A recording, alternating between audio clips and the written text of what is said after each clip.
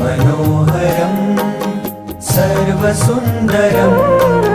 तिलकलक्षणं चञ्चलेक्षणं विबुधवन्दितं स्वामिनाथ ते वपुरिहास्तु नो नित्यदर्शने मदनमोहनं प्रेमदोहनं नयनगोचरं भक्तसञ्चरं भुवि सुदुर्लभं स्वामिनाथ ते वपुरिहास्तु नो नित्यदर्शने निजजनैः सदा वाञ्छितं हृदा